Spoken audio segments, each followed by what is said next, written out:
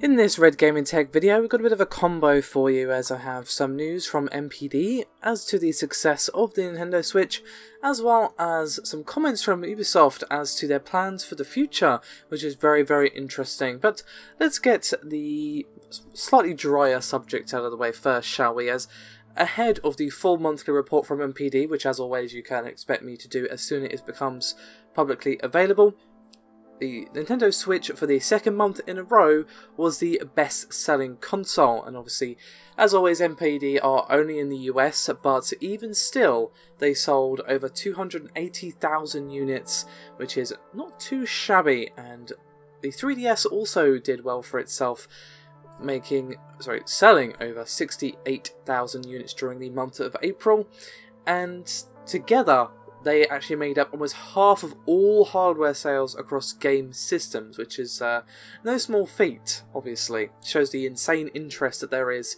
in the Nintendo Switch, and of course, the still maintained interest in the 3DS. Obviously, we're seeing success with the games as well. The much lauded Mario Kart 8 Deluxe sold 460,000 physical units, and that only released on April 28th, and the NPD cut-off date was April 29th. So yeah, that kind of speaks for itself, really. And according to Nintendo, if you actually count digital, which NPD doesn't always do, they actually sold 550,000 units. Unsurprisingly, Breath of the Wild is selling like hotcakes, and 1-2 Switch and Snipperclips also saw strong sales in April. So despite the weirdness that is 1-2 Switch, it seems we're doing okay for itself, and Snipperclips I've actually heard good things about ever since it was only playable at press events, so I'm not too surprised that it's doing well, especially since it is an actual co-op game, local co-op, which obviously is a fairly rare beast in today's gaming industry.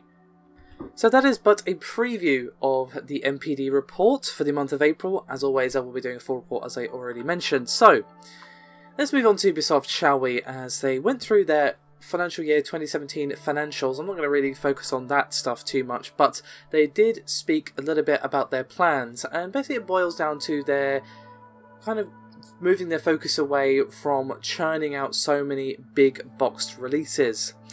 Now, they do have 5 major releases planned for the financial year 2018, which ends on March 31st, 2018. I know financial years are weird, you have to tell me.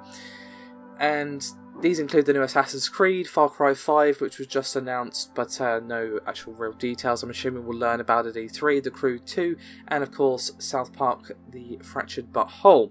But they only have 4 major releases planned for 2019, which goes from April the 1st, 2018, through to March the following year.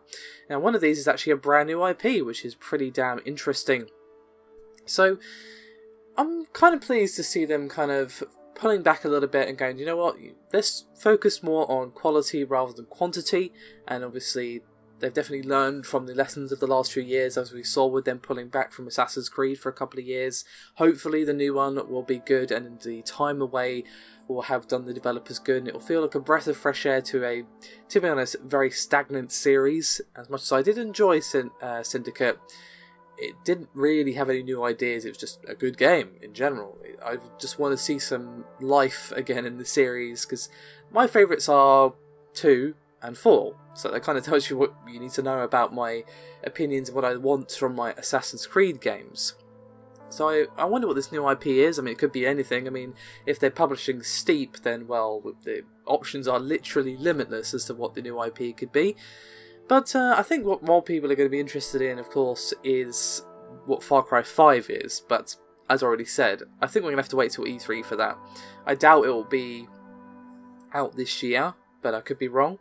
But I think what's likely to happen, again, purely speculation, no inside knowledge from me, unfortunately, is we're going to get Assassin's Creed in, say, October or November time this year, and then early next year we'll get Far Cry. And apparently we're going to be getting South Park this year as well, but considering how heavily that's been delayed, I think that is well overdue. So, let me know your thoughts on this one, guys. I'd love to hear from you as always. Your support is very much appreciated, and I'll see you next time.